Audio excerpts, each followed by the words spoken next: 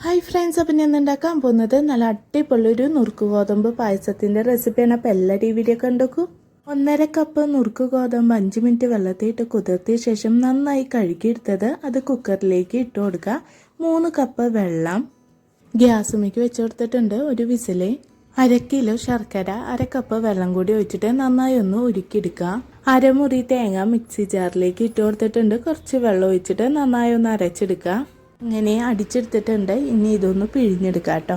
നുറുക്ക് ഗോതമ്പ് വെന്ത് വന്നിട്ടുണ്ട്. ഇതിൽ നിന്ന് കുറച്ചെടുത്തിട്ട് ഞാൻ മിക്സിയിൽ അരച്ചെടുത്തിട്ടുണ്ട്. അത് ഇതിലേക്ക് ചേർത്ത് കൊടുക്കുക. കുറച്ച് വെള്ളത്തിൽ പിഴിഞ്ഞെടുത്ത നല്ല കട്ടിയുള്ള തേങ്ങാപ്പാലാണ്. ഞാൻ 1-ാം പാല് വേറെ മാറ്റി വെച്ചിട്ടൊന്നുമില്ല കേട്ടോ. നന്നായി ഒന്ന് മിക്സ് ചെയ്ത് കൊടുക്കുക. ഉരുക്കിയ ശർക്കര ലായനി അരിച്ചെടുത്തതാണ്, അതും കൂടിയും ചേർത്ത് കൊടുക്കുക. നന്നായി ഒന്ന് മിക്സ് ചെയ്ത് കൊടുക്കുക. മധുരം ഒന്ന് ബാലൻസ് ചെയ്യാൻ വേണ്ടി ഒരു നുള്ളുപ്പ്. ഇതൊന്ന് തിളച്ച് വരട്ടെ. നന്നായി തിളച്ച് വന്നിട്ടുണ്ട്. ഇനി ഇതിലേക്ക് 1/2 ടീസ്പൂണ് ഏലക്കായ പൊടിയും കൂടിയും ചേർത്തിട്ട് മിക്സ് ചെയ്യുക. നെയ്യിൽ വറുത്തെടുത്തിട്ടുള്ള കാഷ്നട്ടും മുന്തിരിയും ചേർത്ത് കൊടുക്കുക. പായസം ഇവിടെ റെഡി ആയിട്ടുണ്ട്. നമുക്ക് ഗ്ലാസ്സിലേക്ക് ഒഴിച്ചു കൊടുക്കാം കേട്ടോ. നല്ല അടിപൊളി ടേസ്റ്റാണ്. എല്ലാവരും ട്രൈ ചെയ്ത് നോക്കുക. ഇഷ്ടമായെങ്കിൽ ലൈക്ക്, ഷെയർ, സബ്സ്ക്രൈബ്.